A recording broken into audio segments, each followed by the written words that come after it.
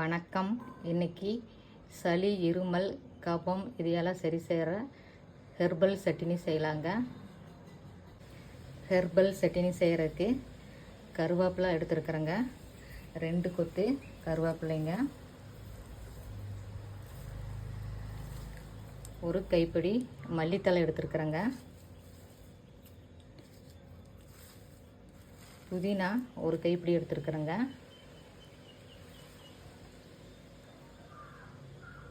கற்பூரவள்ளி இலைங்க கொஞ்சமாக, 2 வெத்தலைங்க, கொஞ்சமாக துளசி இலைங்க,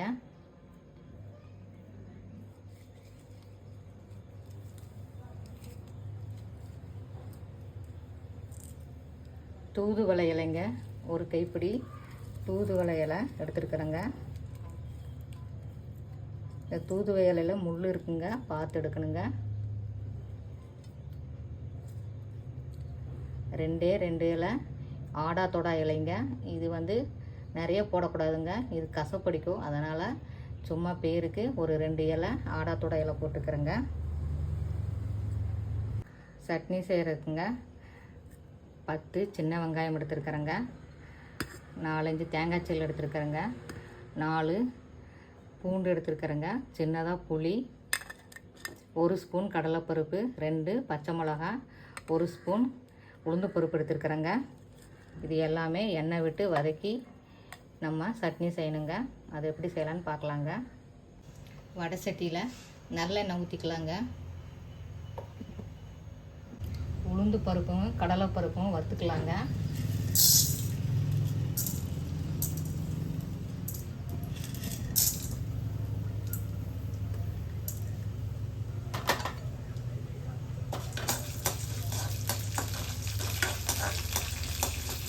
உளுந்து பருப்பும் கடலைப்பருப்பும் பொன்னிறமாக வர வரைக்கும் வறுத்துக்கலாங்க. பருப்பு நல்லா வறுத்தாச்சுங்க, இப்போ எடுத்துக்கலாங்க.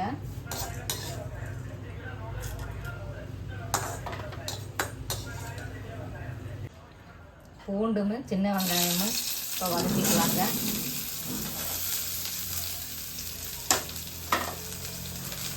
இது கூட 2 பச்சை மிளகாய் போட்டு வதக்கிக்கலாங்க. தேங்காய் சில்லுங்க, 4-5 தேங்காய் சில்லு இதையும் போட்டு வதக்கிக்கலாங்க.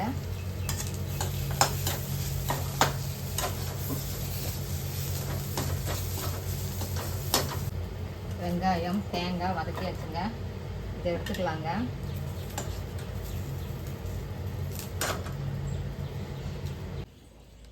புதினா மல்லி எல்லாத்தையும் தண்ணி விட்டு நல்லா அலசிங்க, சுத்தம் பண்ணிடுதுங்க. நல்லா அலசியாச்சுங்க.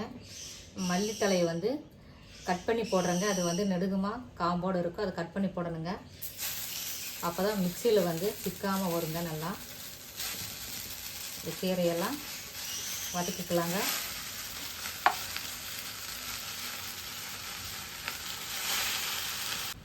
கீரையை நல்லா வதக்கி விட்டுக்கலாங்க.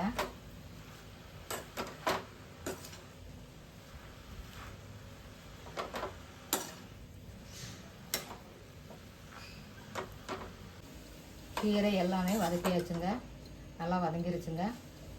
அடுப்பை ஆஃப் பண்ணிக்கிறேங்க. இதை நல்லா ஆறின பின்னாடி மிக்சியில் அரைச்சிட்டு வரலாங்க. வெங்காயம், கடலைப்பருப்பு, உளுந்துப்பருப்பு, தேங்காய், புளி இது எல்லாத்தையுமே மிக்சியில் அரைச்சிட்டு வந்துடலாங்க.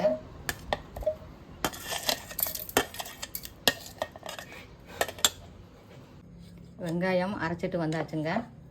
இது கூட நல்லா ஆறியாச்சுங்க கீரை. இந்த கீரையும் போட்டு அரைச்சிட்டு வந்துடலாங்க. கொரகொரப்பாக அரைக்கணுங்க. சட்னிக்கு தேவையான கல்லுப்பு போட்டுக்கிறேங்க. இதை நல்லா கொரகொரப்பாக அரைச்சிட்டு வரலாங்க. ஹெர்பல் சட்னி அரைச்சாச்சுங்க. இதை இந்த பவுலில் போட்டுக்கிறேங்க.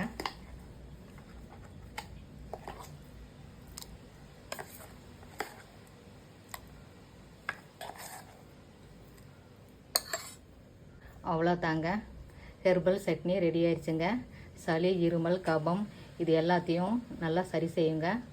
இந்த வீடியோ பிடிச்சிருந்தா லைக் பண்ணுங்கள், சப்ஸ்கிரைப் பண்ணுங்கள். வீடியோ பார்த்ததுக்கு நன்றிங்க.